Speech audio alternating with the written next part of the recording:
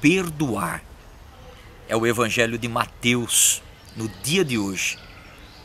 E interessante que o Evangelho de hoje também nos apresenta uma das orações que rezamos praticamente todos os dias. De um jeito ou de outro, essa oração faz parte da nossa vida cotidiana. E o interessante é que o contexto onde ela está inserida nos leva a refletir de fato se a colocamos em prática. Sabemos na ponta da língua, ensinamos para os nossos filhos, para os nossos netos, na catequese, rezamos na nossa vida cotidiana. Mas será que a força das nossas palavras de fato se tornam práticas? Porque o convite de hoje, perdoar, está na centralidade da oração do Pai Nosso. Perguntam para Jesus sobre a oração no Evangelho de hoje. E Jesus responde com muita naturalidade. Quando orardes, diz o Evangelho, não useis muitas palavras. Não tem necessidade de grandes manifestações, porque o vosso Pai que está nos céus conhece o teu coração. Não precisa de gritaria, não precisa disso e daquilo, não precisa de tantas e tantas fórmulas, ritos, disso e aquilo, se tudo for vazio. Deus não é surdo, Deus sabe, Deus conhece.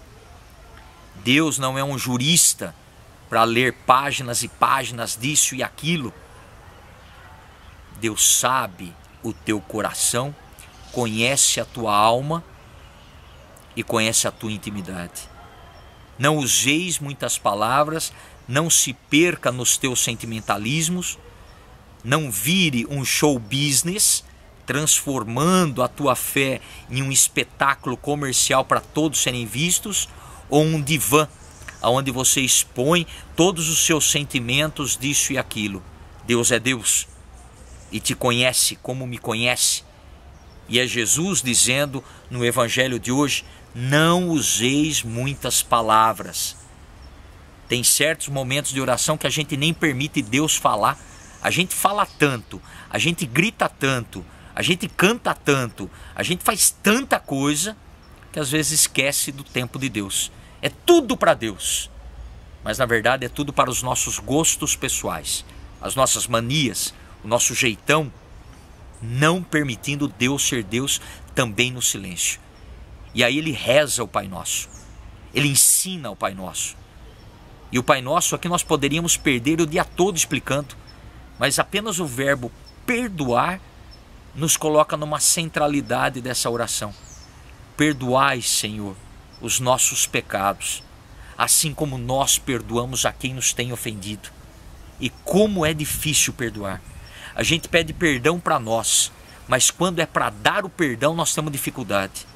A gente reza nessa oração, me livre de todo mal, mas a gente se mete em confusão, se expondo ao mal. A gente pede o pão de cada dia para mim, mas talvez eu tenha dificuldade de repartir o pão com os irmãos. Eu chamo a Deus de Pai e às vezes esqueço que eu sou filho e filha e sou irmão com as pessoas. Eu peço que seja feita a tua vontade, mas na maioria das vezes eu quero a minha vontade, do meu jeito, da minha maneira. E aí nós nos perdemos nas palavras. Perdoar. Perdoar leva muitas vezes uma vida e é difícil. É difícil. Eu tenho uma dificuldade muito grande de viver o perdão, principalmente com as pessoas que me fizeram mal e que eu tenho que conviver ainda, às vezes convivendo em torno do altar. Mas eu também tenho que pensar o mal que eu causei, o mal que nós causamos na vida das pessoas. E o primeiro passo do perdão é olhar concretamente o que eu preciso perdoar e para quem eu preciso pedir perdão. E colocar isso em oração, silenciar, calar a boca um pouco e deixar Deus falar. Tocar nessa ferida. Pense concretamente.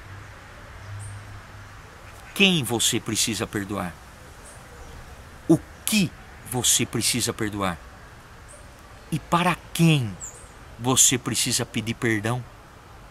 E nós estamos esperando o quê? Para começar esse processo de reconciliação. Não percamos o tempo em achar que as nossas fórmulas mágicas de fé, os espetáculos em torno do altar, isso e aquilo vai nos garantir uma experiência de paraíso. Doce ilusão. Porque podemos até ter um paraíso em torno a nós, mas a nossa alma continua vivendo um inferno de mágoas, de rancores, de feridas abertas que nós não permitimos cicatrizar. Perdoar não precisa de muitas palavras, mas de um simples gesto. Deus te abençoe e te guarde e que nos dê força, particularmente no dia de hoje, para vivermos essa palavra. Ele que é Pai, Filho e Espírito Santo. Amém.